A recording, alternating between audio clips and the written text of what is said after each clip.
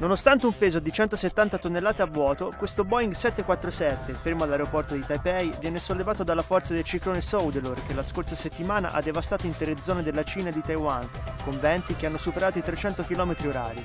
Una tempesta tropicale, la più forte del 2015, che con la sua potenza distruttiva ha ucciso più di 20 persone.